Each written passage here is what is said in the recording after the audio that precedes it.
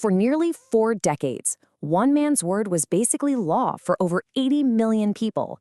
His decisions, they sent ripples across the entire globe.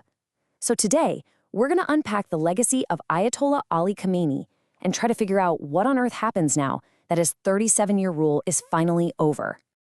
Okay, picture this. You wake up, you check the news, and this is the headline. March 1st, 2026. After 37 years, Iran's supreme leader is dead. Just gone. Instantly, you know this is going to send massive shockwaves everywhere, from Tehran to Washington and beyond. And with that news, a huge, monumental power vacuum just opens up. So to even begin to understand what happens next, who's in, who's out, what it means for the world, we have to understand the man himself. We need to look at the incredibly complex system of power he spent decades building.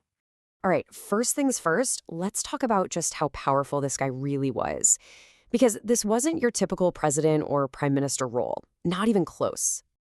I mean, the title alone says it all, right? Supreme leader. In Iran's really unique political system, this job is the absolute highest authority. We're talking way, way more powerful than the elected president. When it came down to it, the buck stopped with him on everything. And just look at the sheer scope of that control. He had the final word on, well, everything that matters. The military, how Iran deals with other countries, the entire court system, what you see on state TV, the powerful intelligence agencies. He even got to approve who got the most important political jobs. It's a staggering, almost absolute concentration of power in just one person. So how did he get there? Well, his journey to the top really kicked off back in 1979 as a major player in the Iranian Revolution. He then served as president during that brutal Iran-Iraq War. And then came the big moment, 1989. After the revolution's founder, Ayatollah Khamenei, died, Khamenei was picked to succeed him. And that's the job he'd hold on to for the next 77 years.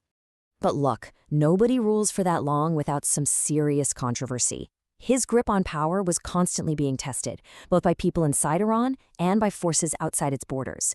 And that brings us to the really complex and, let's be honest, super controversial parts of his time in charge.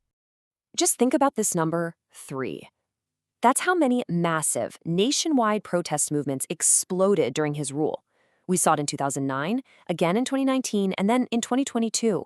And each time, these weren't small things. They shook the very foundations of the state. And how the government responded to these protests? Well, it created 2 totally different stories, depending on who you ask. On one side, you had critics, both in Iran and around the world, pointing to the heavy-handed suppression, the mass arrests, the use of force.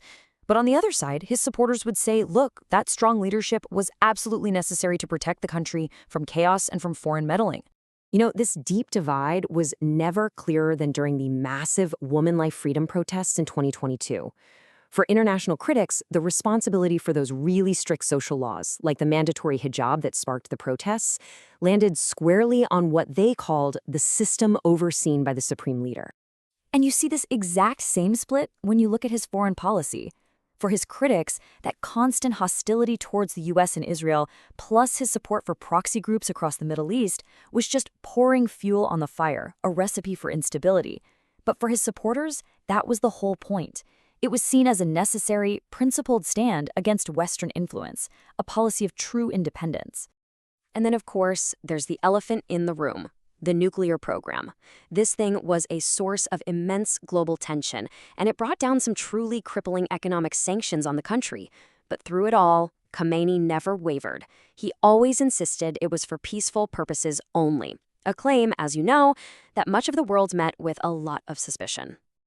Okay, so with all this controversy, all these protests, it would be really easy to just assume that everyone in Iran hated him. But that's just not the full picture. It's actually a huge misunderstanding.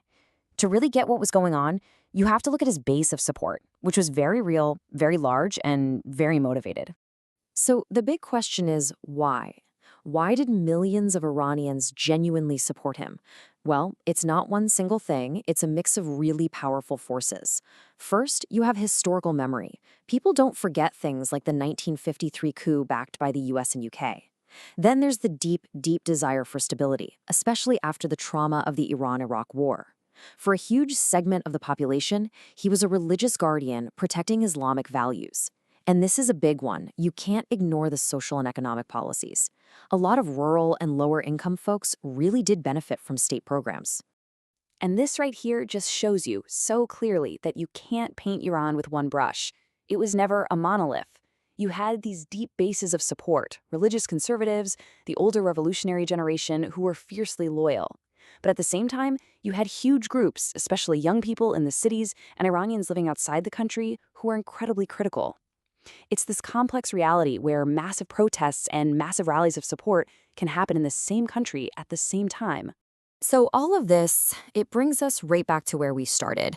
The man at the absolute center of this deeply divided, incredibly complex nation is now gone. And that leaves us with one single great unanswered question. Simple, right? Who's next? Who could possibly step into a role that holds so much power, carries so much historical weight, and is wrapped in so much controversy? It's a massive question. Because look, his death isn't just the end of an era for Iran. It tears a hole right in the center of their power structure. It kicks off what is going to be a period of profound uncertainty, not just for the Middle East, but for the entire world. And what happens next? What fills that void? That has just become one of the biggest geopolitical questions of our time.